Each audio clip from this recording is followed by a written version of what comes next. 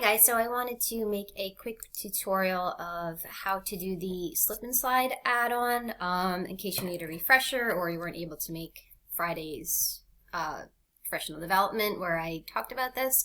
So just real quick, first thing you need to do is add it. Get add-ons if you have not, and it's called slip and slide, and what it does is it allows you to add things as you go to your students' slide documents.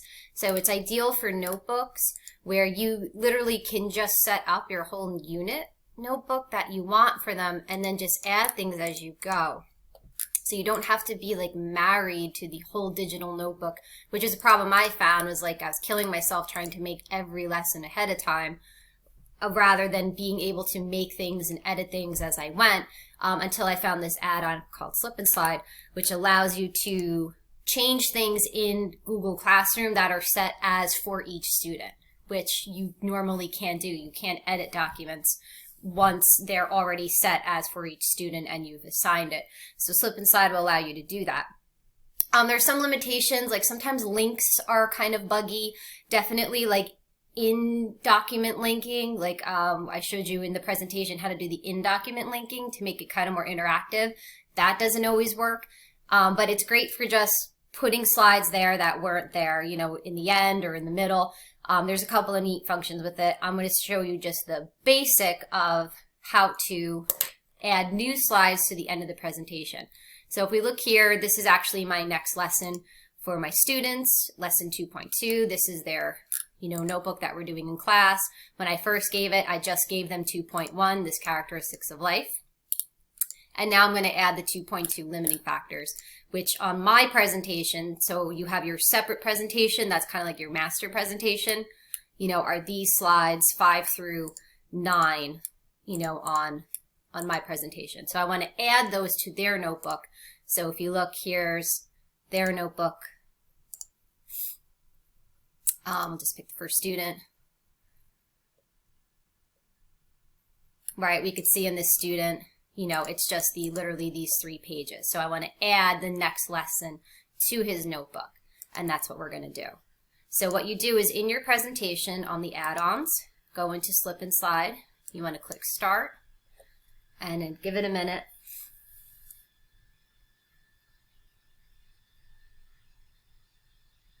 It should automatically start. If it doesn't, you can X out, refresh, and try it again. Actually, nothing will pop up. Once it starts, it's just there's nothing there. So you go back into the add-ons, and now when you go in, you'll have 2 options. It'll say Slip Slides to Elephant Field Notebook. This was the last thing that I did. So it's the last folder. So that means that's the last class I did, which was my 8A class. So what I want to do is select my new class, and I want to slip the slides to. I recommend you can do more than 1 folders. Some, you know, for some instances, I recommend just always doing it one at a time, only because you can't undo it. So like when I did my 8A class, I realized when they were doing the document that I wanted to change something to make it a little bit easier. So if I had done all my classes at once, I wouldn't be able to undo it. So you kind of like learn as you go. So I do 1 class at a time. That way, by the time I get to my 4th block on my B day, it's absolutely perfect. So go to you don't want to go to Google Drive. You can, you have an option. So it says select a single folder in Google Drive. You do want that one, but you'll have 2 options when you click on it.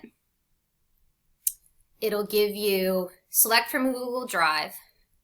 So if you have like a thing where you keep a separate folder where all the students have their stuff, you could do it that way. Or this is the easier way. This is the Google Classroom folder. So you're going to select that. And then you're going to find your class. So in this case, I want to do my B1 class. I'm going to double click. And you don't want to click select because that means you're choosing that folder. You want to just double click it. And then these are all of your lessons that are in there. So this is the lesson that I want, the Elephant Field Notebook. So now I'm going to select that. Once that's the actual assignment that you want, you're going to click select. And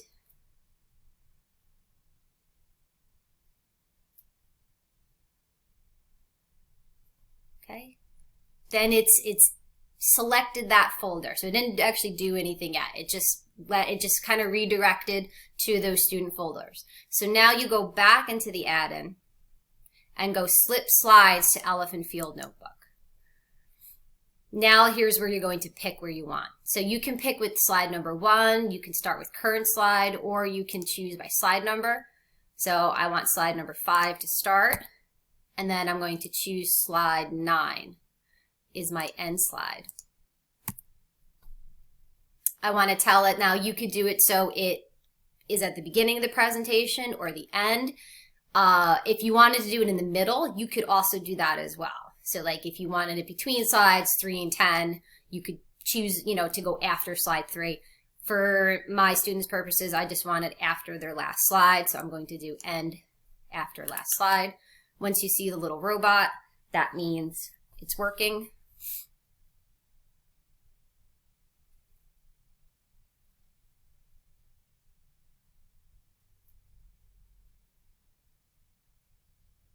It takes a couple minutes depending on, the length of how many slides you're putting and how many students you have.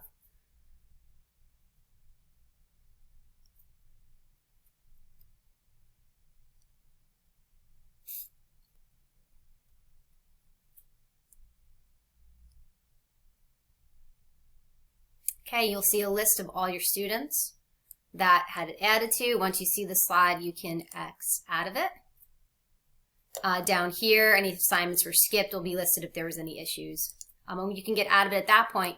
And now when I go back to my students' notebooks, and I'll click on that same student that I did before,